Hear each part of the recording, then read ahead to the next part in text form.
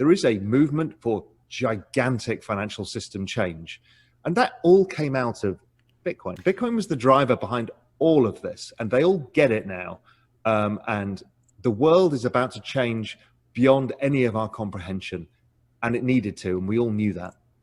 You recently announced that you were selling all of your gold for Bitcoin and Ethereum. So what was the rationale to be, I guess, getting out of gold and getting into Bitcoin? Well, look, I'm a simple macro guy. I distill everything down to the simplest possible thing.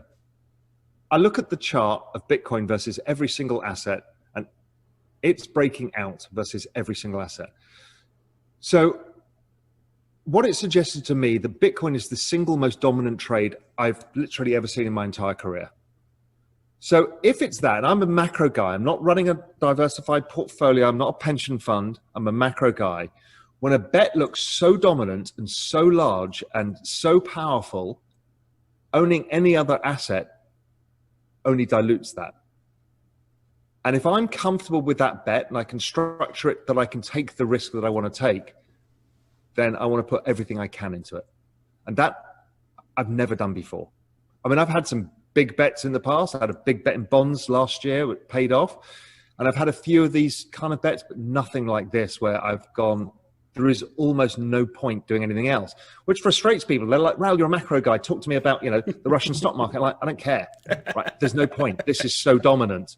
And that will change. Emerging markets is on my horizon as one of these great trades because Bitcoin trades in cycles and the emerging market cycle is going to be phenomenal. But right now, it's eating the world. I mean, what do you think when you hear this kind of sentiment being pushed around that this time is different because we do have this big money coming in, there won't be some dramatic bear market and stuff? It's, I think, gigantically different. Firstly, look at the acceleration of this post-halving versus the previous one. It's faster, which none of us expected, right? We were all expecting the slope to be less. So far, not true. Now, that's just, it's early days.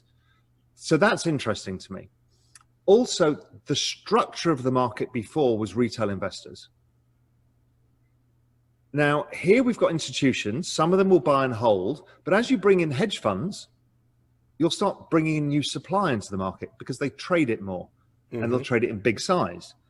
So they'll be selling some, buying it back, selling some, getting short. That's a different structure than we used to. What that actually does is lower the volatility of Bitcoin over time. So the texture and feel of Bitcoin will be different. Over time, the next cycle, the returns will be significantly lower in terms of percentage returns.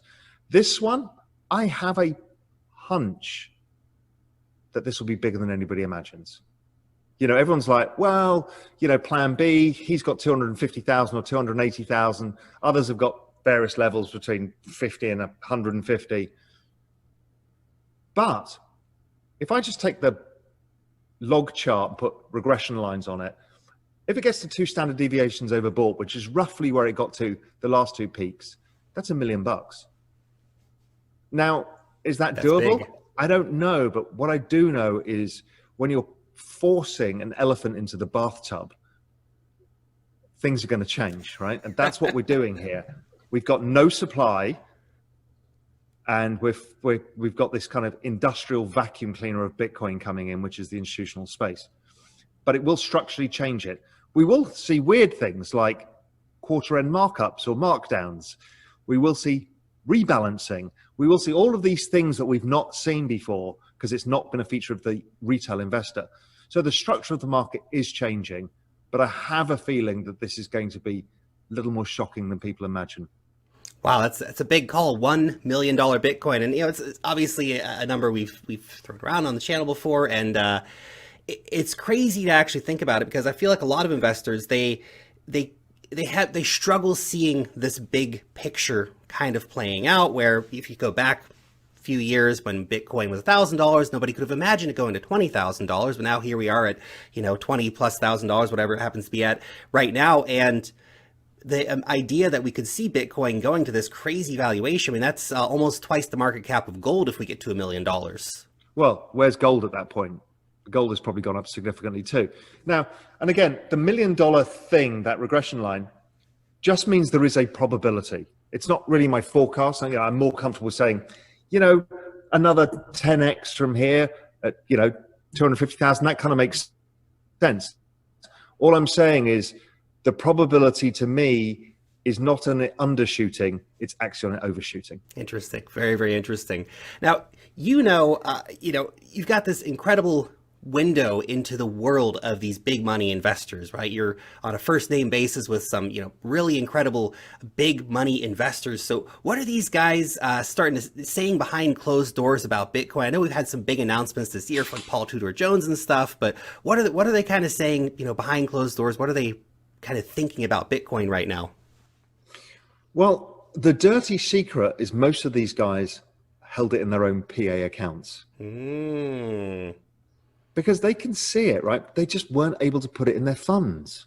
The structure wasn't there. The futures, that helps.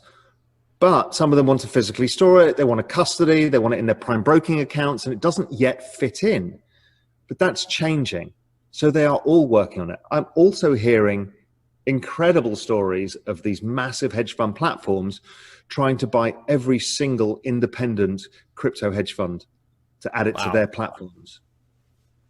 So that's new news that is big that I'm picking up from everybody, is that you saw the announcement from Alan Howard, who's a friend of mine and one of the most famous hedge fund managers in the world. I mean, he's just, invested in that platform. He's been in Bitcoin for a long time, and that's not the only announcement. I mean, so we're going to see this everywhere. And my guess is we'll see it from Millennium, we'll see it from Balyasny and all of these big hedge fund platforms that they're going into the space. Again, that will mean most of these funds are small. They're like $20 million funds. And suddenly they're going to be $200 million funds. And then their impact, it's the structure of the market is going to change with all this, but it's very exciting.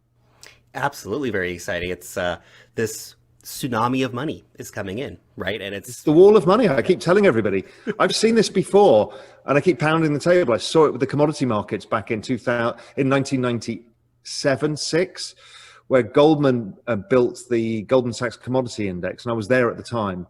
They built this indices and then went out to all of the pension funds, asset allocators, and consulting firms and said, this is what it does to your portfolio in terms of diversification and performance enhancement. So they went and sold it to all of them in the way that, in the language that they understood. They all piled in and they invested something like $300 billion went into that index over the next 8 years. I mean, huge money.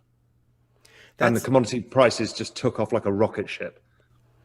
That's the thing. I think a lot of people, it's hard to even understand these numbers, but there are literally just trillions and trillions of dollars, mountains upon mountains of money sitting out there in, all these different angles of the market, that even 1% of that money coming into Bitcoin is just going to go beyond belief. Yeah, because there is no supply.